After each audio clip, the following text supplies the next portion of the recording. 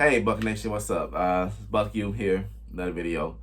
You're new to the channel, like, subscribe, now it helps me help the channel grow. I want to thank the 5 individuals who emailed me and thank them for, participating in the 200 subscriber giveaway. As I said in my last video, my next giveaway will be at the 550 subscriber mark, so we're getting closer to that 500. I'm closing in on 300 now, which is a blessing, and I want to thank you guys so much. That being said,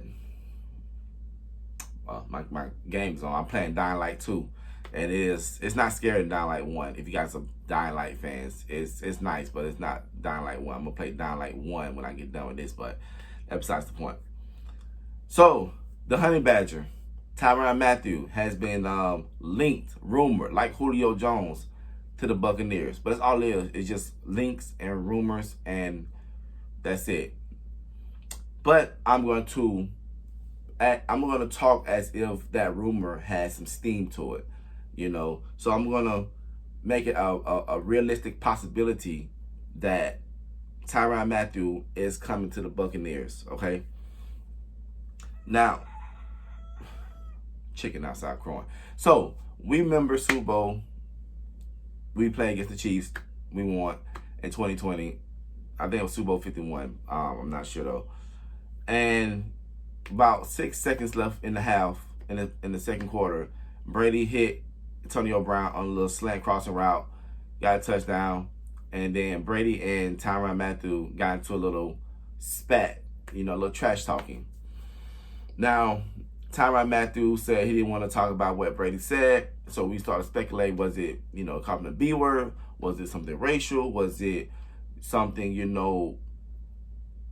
what else could it be? He could have said some calling by his name. What could have been? Brady, after the Super Bowl, he texted the Honeybadger his apology. Hey, my bad, whatever. And, it kind of went from there, all right? So, water under the bridge. Brady, to his credit, did apologize for what he said. I hope it wasn't as severe as people think it is, but you never know, unfortunately. You never know what somebody could have said, or what maybe what Brady said wasn't what he thought was mild, but the Honeybadger took it personal. But it's a water underneath the bridge. So we know the Honeybadger, he was highly, highly scouted coming out of college. I mean, he was just a ball hawk. He was drafted by Arizona, became a Pro Bowler there, made a name for himself in Arizona. He was coming up as one of the best safeties in the league. And I was a big fan of the Honeybadger, just off the name alone, the Honeybadger, I didn't know what a Honeybadger was until I looked it up. But I just love his intensity, his drive, his aggression. I mean, he just seemed like the type of player that brings it 100% every play. Just leaves it all out in the field, and he just verbally and physically just he was on the field. Now of course it didn't work out in Arizona, so he went to the Texans, and people you kind of forget how he went to the Texans in 2018. Texans wasn't that good at the time, and so you'll forget that the Honeybadger was in Houston. And it had me thinking, I remember another person who in 2013 that came to Tampa Bay that people may not remember or didn't know was Darrelle Revis. He did come to us on a 6-year, $96 million contract, a big contract too. He came to Tampa Bay, and even though you might forget he was with us for a year, he was still one of the best corners in the league. He was a Pro Bowler. He even won Cornerback of the Year for the 2013 season. But Revis, he is a man-to-man player. He's a man-to-man corner, hence the name Revis Island. But Lovie Smith and after he replaced Graciano, they wanted him to be more zone, and that's not his strong suit. And I'm gonna have to go back again. Yeah, you guys remember what's the corner name? He was Oakland. Nnamdi Asomugha, I think his name. Now, before Revis Island, it was him. And he was a lockdown corner. I mean, this guy was making Pro Bowls off bad stats. and I mean backs. That's like not a lot of tackles, not a lot of interceptions, but he shut down his side of the field. They made offenses play on one side of the field. Then he got to Philly, and then he was exposed. So, you know, but I'm just spitballing now. But like I said, people don't remember Darrelle Revis in Tampa as if they don't remember the Honeybadger and the Texans. You know, because you know he didn't really put up big numbers, and he wasn't even a Pro Bowler in 2018 when he was with the Texans.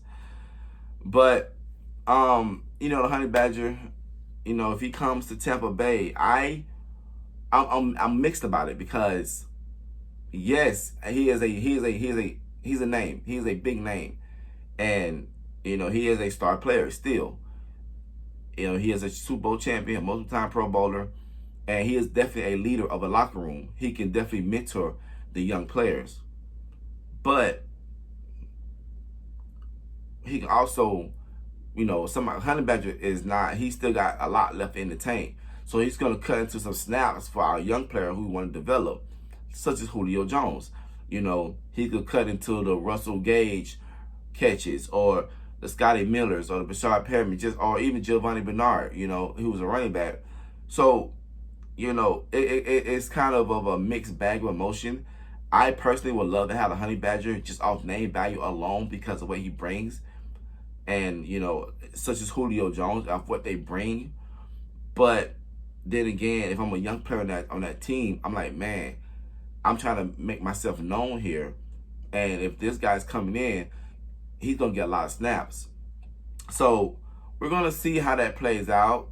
Will Honeybadger come? Now, he's been linked to some AFC teams, I think recently the Steelers. But, you know, the Steelers, they're kind of rebuilding phase. But we're going to see. You know what I'm saying? We're going to see. I want a Honeybadger here. We'll see how it goes. We'll see what pull or what stroke that Tom Brady has.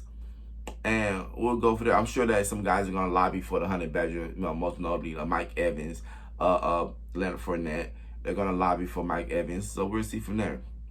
And that's the video, guys. Thank you for watching the video. I just want to make a video, share my thoughts on what I thought of the Honeybadger. And you guys have a great day, and I will talk to you guys later.